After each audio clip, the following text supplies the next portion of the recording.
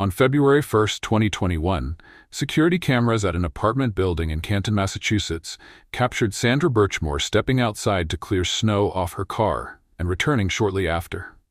A blizzard was rolling into Canton that night, threatening to keep everyone indoors for at least a day, if not longer. This footage of Sandra would become the last time anyone, except her alleged killer, saw the 23-year-old alive. Almost 4 hours later, a man determined not to be identified walked into her apartment building. 30 minutes later, he left. 3 days later, on February 4, 2021, the Canton Police Department responded to a welfare check request at the Canton Woods Apartments. When officers entered Sandra Birchmore's apartment, they found her in the bedroom, lying on the floor with a strap around her neck. The strap was tied to the closet door. She had likely committed suicide. Hello and welcome back.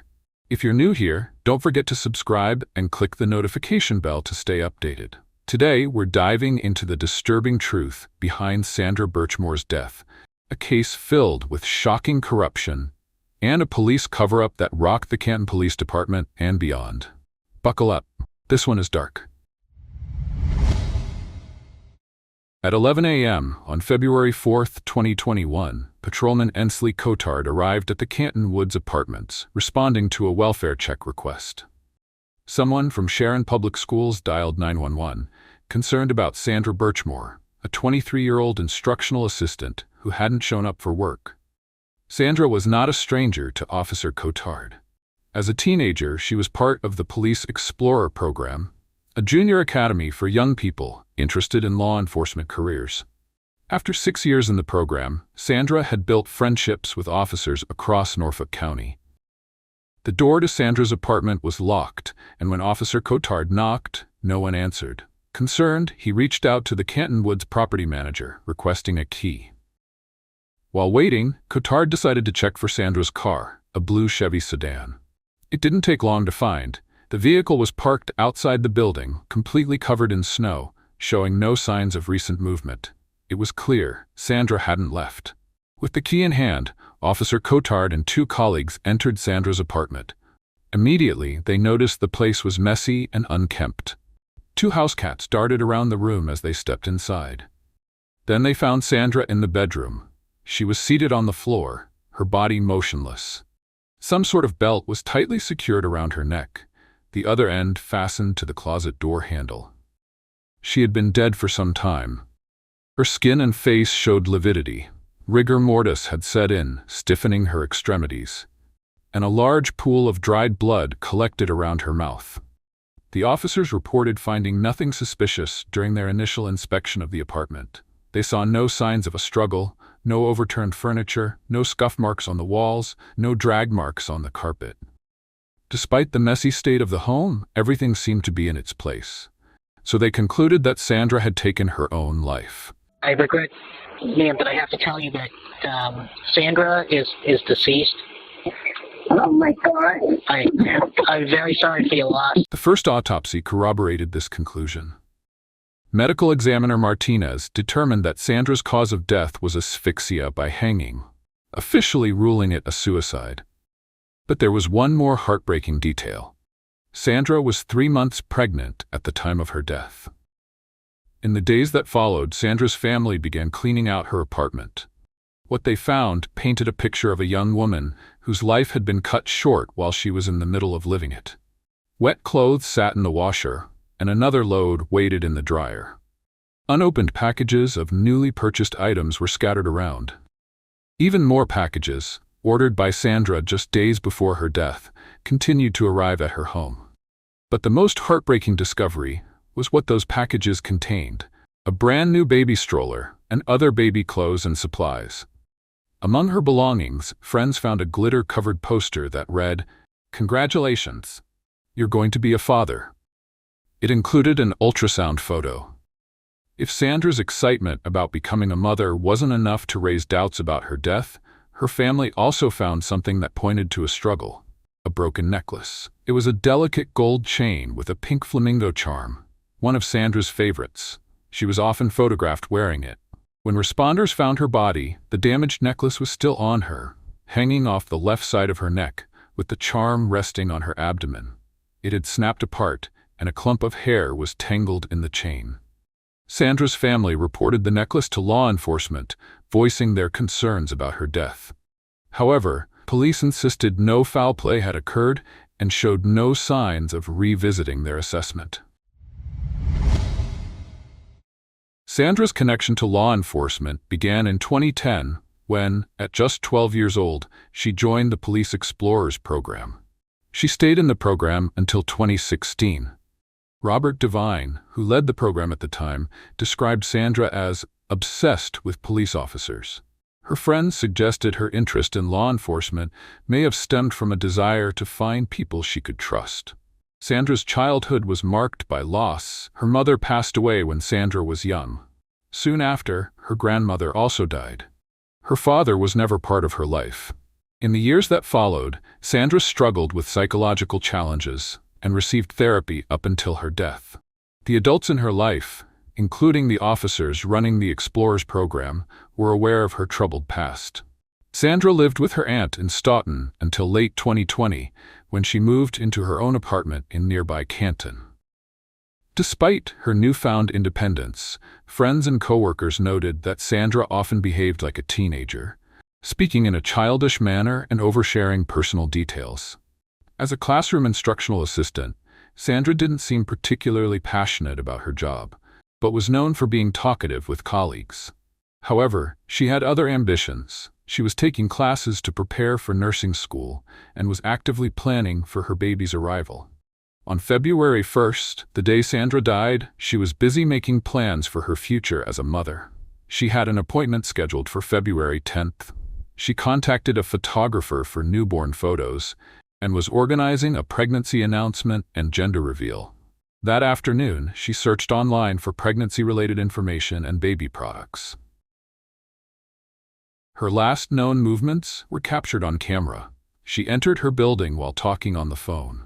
Around 5 p.m., she went to the lobby to pick up a DoorDash delivery. About 45 minutes later, she stepped outside to clear snow off her car, likely preparing for the incoming blizzard. When officers arrived days later for the welfare check, they found her car buried under snow, confirming she hadn't left since the storm. As Massachusetts State Police began their investigation, they interviewed Sandra's family, friends, and coworkers. Repeatedly, they were directed to one person. The man Sandra claimed was the father of her unborn child. That man was Matthew Farwell, a 38-year-old detective with the Stoughton Police Department. Married since 2013 and a father of 3, Matthew was an instructor with the Police Explorers program since joining the department in 2012. He met Sandra when she was just 14 years old. The details of Sandra's death and her relationship with Matthew Farwell raised troubling questions that would soon draw national attention and scrutiny. Matthew Farwell admitted to investigators that he had reconnected with Sandra several months before her death. After a night of heavy drinking, he confessed they had been intimate and met a few more times afterward. However, he denied being the father of Sandra's child, claiming the timing didn't align. He had been distancing himself from her and ended their relationship during a nasty argument at her apartment on the evening of February 1st. According to him, Sandra was upset but alive when he left. The detective's story may have convinced his fellow officers, who probably wanted to believe him. But for anyone who knew Sandra, his claims didn't add up. She wasn't the type to keep secrets. If anything, she shared too much, sometimes even with people she barely knew. Her family and coworkers found it uncomfortable. Sandra spent countless summers at her cousin's house. There was a pool in the backyard. She was sharp, witty, one of the smartest people they knew. Over time, Sandra let something slip. She was having a relationship with her instructor. The family wasn't happy about it. Years goes by, it slips out that she may or may not be having a relationship with one of the instructors. Family members are a little upset about it. We just all knew he was the father. She's talked about him for years. According to her cousin, Sandra's latest pregnancy wasn't her first. She once had a miscarriage. The father was a police officer. Sandra was heartbroken over the loss, So when she got pregnant again, she was overjoyed. That's why many couldn't believe she would have taken her own life. Detective Matthew Farwell's confession about his relationship with Sandra triggered an internal investigation at the Stoughton Police Department. Officials wanted the full truth about what had happened during her years in the Police Explorers program. What they found was disturbing. The findings were made public that September. What I'm about to brief you on is something deeply troubling to me as a human being and as a police chief. Miss Birchmore was a vulnerable person who had one constant in her life since childhood: her unwavering admiration of police officers, of those serving the military, people in uniform, people with oaths and duties to protect and serve. The admiration led her to form relationships with men who were willing to take advantage of her. What I am here to talk about today is her life and how she was failed by, manipulated by, and used by people of authority that she admired and trusted right up until her final days. 3 Stoughton officers, Detective Matthew Farwell, his twin brother Officer William Farwell, and former Deputy Chief Robert Devine, were all found to have played a role in grooming and exploiting Sandra. Investigators uncovered a horrifying truth. Matthew Farwell's relationship with Sandra started when she was just 15. He was 27. The legal age of consent in Massachusetts is 16. At the time of her death, Sandra was still involved with both William Farwell and Robert Devine. The investigation revealed that William even tried to introduce her to other men. Another officer, Josh Heel, from the Abington Police Department, was also implicated. This wasn't Robert Devine's first scandal. In 2014, explicit photos of him with a mistress were leaked to the department and their spouses.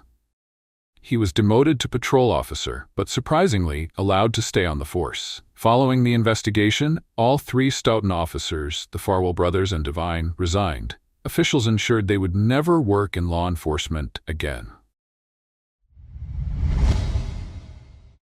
Evidence from the grooming case was damning, enough to spark outrage from both the public and the police chief. Yet despite multiple witnesses willing to speak out, the county declined to press charges. The district attorney claimed the case was too weak to pursue. The investigation revealed that someone had tried to sound the alarm about Matthew Farwell months before Sandra's death. In January 2021, Sandra borrowed money from a friend but couldn't pay it back on time. That friend called the Stoughton Police Department, reporting their dispute and demanding Matthew Farwell to get the money back because he was having a sexual relationship with Sandra. Instead of treating this as a serious report, police just kept quiet. After Sandra died, another friend came forward, directly implicating Matthew Farwell in possible foul play. But by then, it was too late. These men knew exactly what they were doing. Sandra was young, vulnerable, and searching for love. She didn't have a father figure in her life, so they stepped into that role, only to exploit her. They groomed her, manipulated her, and took advantage of her trust. When the Internal Affairs report became public, it sent shockwaves through Canton and neighboring Stoughton, towns only a few miles apart. But as the horrifying details emerged, so did a more unsettling reality. Police corruption ran deep in Norfolk County. How had Sandra been involved with multiple officers for years without anyone stepping in? How could this have remained an open secret, whispered about across departments, possibly even county-wide? This is law enforcement, the people meant to protect and serve. Yet, instead of keeping Sandra safe, they preyed on her. What the hell is going on? Who is in charge there? And if anybody's in charge there, is he or she being held accountable? The police, unfortunately, now that it's showing how corrupt some of our, legal systems are, I think the police need to be held responsible. There's a bad element that has been allowed to happen, and there's been cover-ups, and it's, it shakes the trust of people. There were signs that the corruption in law enforcement extended far beyond Sandra's case. Almost exactly a year after her tragic death, another disturbing incident rocked the community. Boston police officer John O'Keefe was found dead in the snow after an argument with his girlfriend, Karen Redd. She was arrested and charged with his murder, but outside the courtroom, protests erupted. Crowds insisted that police had framed Karen Redd and were covering for the real killer. This case gained massive media attention, drawing scrutiny not just from Boston, but from across the country. It also fueled countless conspiracy theories. And it wasn't long before troubling connections between Sandra's case and O'Keefe's began to emerge. The same Norfolk County District Attorney's Office handled both cases. Some of the same officers worked on both investigations, 2 from Canton PD and 3 from the state police, including a detective from each force. And in both cases, they reached the same conclusion: no homicide. That ruling didn't sit well with Sandra's loved ones. Her family was adamant. She had been thrilled to become a mother. Friends came forward, recalling how she had confided in them about Detective Matthew Farwell's reaction to the pregnancy. She had told him she expected $4,000 a month in child support, plus an additional $33,000 for daycare. They fought over it. He denied being the father. And at one point, she claimed he told her, "I just wish you would die." State police documented this information but never followed up on it. While evidence that could have pointed to foul play was brushed aside, Matthew Farwell himself openly complained about being investigated. He vented to a colleague, frustrated that the Massachusetts State Police hadn't dismissed the allegations against him immediately. In March 2021, State Trooper Nick Guarino, who also worked on the Karen Reed case, was assigned to extract data from Farwell's personal and work cell phones, but his handling of evidence later came under scrutiny. Defense attorneys in the Karen Reed case accused him of failing to retrieve key data. That extraction you placed on the server did not include all the potential data on John O'Keefe's phone, did it? How do you mean? Well, didn't you indicate in your report that the extraction was not inclusive of all potential data contained within the device? No, that's not true. It was clear something was missing. In August, after months of examining Farwell's devices, State Trooper Guarino claimed he couldn't find a single text message between Matthew and Sandra. That might have been the end of it, except for one thing. A federal expert brought in for the internal affairs investigation later uncovered more than 32,000 text messages exchanged between Matthew and Sandra in the year before her death. Even with this revelation, the county refused to press charges. But Sandra's family wasn't giving up. In late 2022, they filed a wrongful death lawsuit against the town of Stoughton. The civil case accused the department of negligence, pain and suffering, emotional distress, and ultimately a years-long grooming scheme carried out by 3 law enforcement officers, one that ended with Sandra's death. They didn't have to prove it was homicide. They only had to prove that these men were responsible for why Sandra wasn't alive today. But that didn't mean they accepted the medical examiner's ruling. Far from it. They sought a second opinion from Dr. Michael Baden, a highly respected forensic pathologist. After reviewing the original autopsy, Dr. Baden noted that Sandra had suffered a fracture to a small U-shaped bone in the neck, known as the hyoid bone, which fractures rarely, if at all, in suicidal hanging, but does in half of homicidal strangulation of women. Therefore, Dr. Baden concluded that Miss Birchmore did not die of suicidal hanging. The cause of Miss Birchmore's death is strangulation, and the manner of death is homicide. Unlike the local and state police, the FBI took this seriously.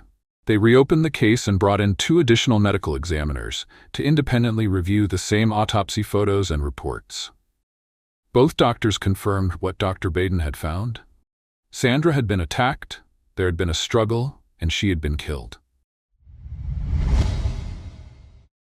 Had investigators properly examined Sandra's messages with Detective Matthew Farwell, they would have discovered that everything changed on December 28, 2020, the day she told him she was pregnant. Sandra's relationship with Matthew had lasted nearly 8 years, beginning when she was just a vulnerable teenager looking up to a man in uniform. Through their messages, a disturbing pattern emerged. One where Farwell, now in his late 30s, controlled and manipulated her. By October 2020, Sandra had reached a breaking point. She drafted a text intended for Matthew's wife and sent it to a friend for advice. "I am just messaging to inform you that your husband Matthew has been out cheating on you since before you guys were even married." That friend responded with shocking news. Matthew's wife was pregnant with their third child, due in February. That same day, Sandra began trying to conceive with Matthew, timing their encounters around her cycle. She had decided she wanted a baby, and he had agreed. But 2 months later, when she finally told him she was pregnant, his reaction turned hostile. Sandra confronted him through messages. "I'm mad you're acting how you are over a choice we both made." Matthew snapped back. "I'm mad you act like you gave anyone a choice." Sandra laughed. LMAO. "Oh, so you didn't have a choice?" Matthew said, "Per usual, you make and do whatever you want." Then Sandra accused him of not knowing how he would juggle 2 pregnancies at once, his wife due in February, and her in September. His response was cold and cruel.